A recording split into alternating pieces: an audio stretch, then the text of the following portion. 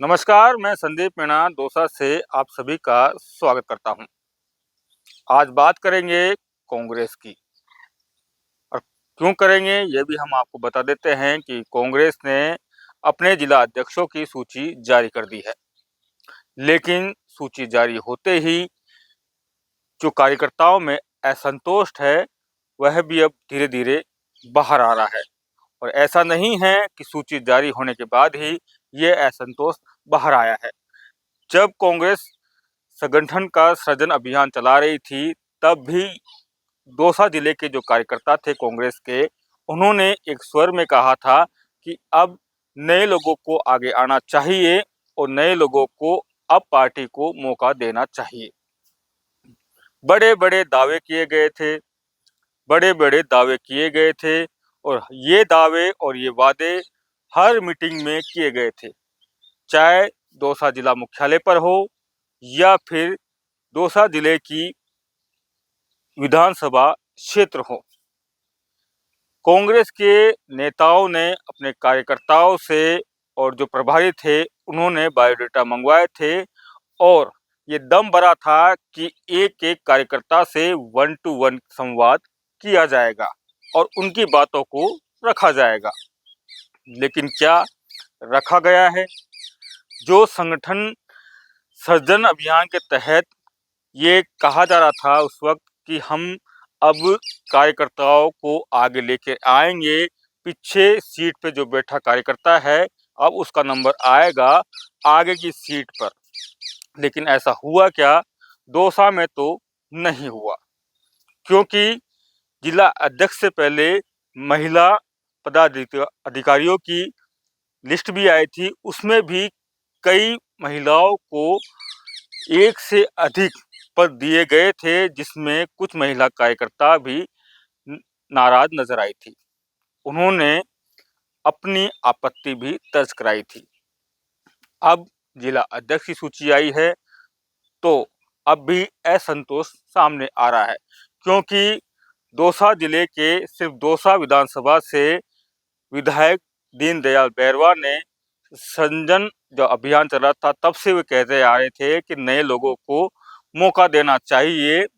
अब इसलिए देना चाहिए कि अगर नए लोगों को मौका देंगे तो नए लोग जुड़ेंगे और जोश आएगा पार्टी में।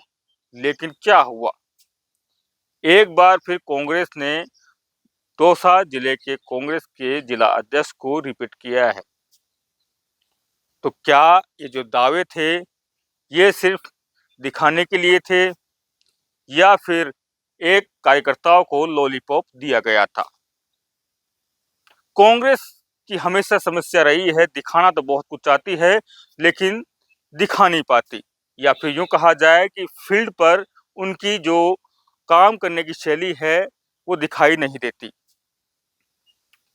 इसलिए ऐसा लग रहा है कि अब दौसा कांग्रेस में अब बगावती सुर सामने आएंगे। हालांकि पहले से नजर आ रहे थे लेकिन अब सामने आ सकते हैं, क्योंकि वही बात है, पुरानी बातें हैं।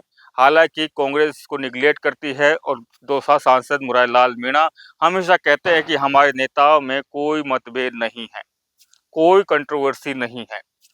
लेकिन क्या अभी भी कंट्रोवर्सी नहीं है जिस तरीके से जिला अध्यक्ष रिपीट हुए हैं? हालांकि कांग्रेस का ये पर्सनल मामला है, लेकिन ग्राउंड लेवल की बात करें तो कार्यकर्ताओं में बड़ा असंतोष है। उनका ये कहना था ऑफ कैमरा, जब रिपीट ही करना था तो इतनी भागा दौड़ हमसे क्यों करवाई, इतने सारे डॉक्यूमेंट्स क्यों मंगवाए गए, इतना समय क्यों खराब किया गया? क्या कांग्रेस हमेशा ही समय खराब करती रहेगी? क्योंकि जैसे राजस्थान की राजनीति में हलचलें हैं और दौसा के जो राजनीतिक गलियारे हैं उसमें भी ये चर्चा रहती है कि अगर कांग्रेस विधानसभा चुनाव से पहले भी कुछ डिसीजन ले लेती तो शायद सरकार रिपीट हो सकती थी। लेकिन ऐसा नहीं हुआ तो फिर बहुत सारे मतभेद हुए। उन्हीं के नेताओं में बड़े बड़े आरोप प्रत्यारोप लगे थे, लेकिन डिसीजन, या यूं कहा जाए कि यहाँ पर एक बड़ी चर्चा है कांग्रेस के लिए कि कांग्रेस के पास में डिसीजन पावर नहीं है।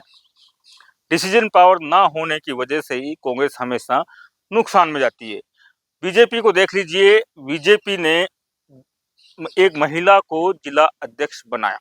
एक पीछे की सीट पर, जो लास्ट की जो सीट होती है, उससे उठाकर कार्यकर्ताओं को आगे लाया जाता है और जिला अध्यक्ष बना दिया जाता है। एक बीजेपी की कार्यशैली है और एक कांग्रेस की कार्यशैली है। राजनीतिक रूप से देखा जाए तो, क्योंकि अब पंचायती राज के चुनाव आने वाले हैं, तो ये नुकसान शायद कांग्रेस एक बार फिर झेले विधानसभा चुनाव के बाद में। तो बहुत सारी राजनीतिक सरगर्मियां हैं दौसा में, और हमेशा ही दौसा राजनीति का पावर सेंटर रहा है। और एक बार यूं कहा जा सकता है कि जिस तरीके से सचिन पायलट मानेसर गए थे मतभेद को लेकर, ऐसे ही शायद दौसा के जो विधायक हैं दीनदयाल बैरवा, वो आला कमान के पास जा सकते हैं इस पूरे मसले को लेकर।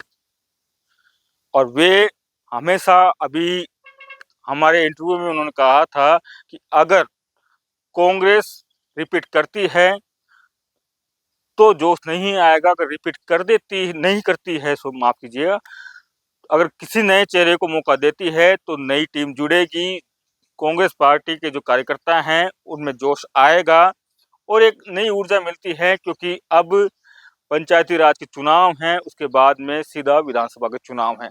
तो बहुत बड़ा राजनीतिक सरगर्मियां देखने को मिल सकती हैं दौसा में। और दिलचस्प होगा जिस तरीके से कांग्रेस के जो नेता दम भरते हैं कि हमारे बीच में मतभेद नहीं है और हम धरातल पे काम कर रहे हैं और एक एक कार्यकर्ताओं की सुन रहे हैं और कार्यकर्ताओं को आगे बढ़ाने का काम कर रहे हैं। और सूची आने के बाद में जिस तरीके से उस पूरे प्रोग्राम पे सवालिया निशान पैदा हुआ है, क्योंकि यही प्रोग्राम गुजरात में फेल हुआ था, तो क्या ये प्रोग्राम राजस्थान में भी फेल होने वाला है, ये तो आने वाला वक्त ही बताएगा। लेकिन दिलचस्प होगा दौसा की आने वाली राजनीति। संदीप मीणा, दौसा, राजस्थान तक।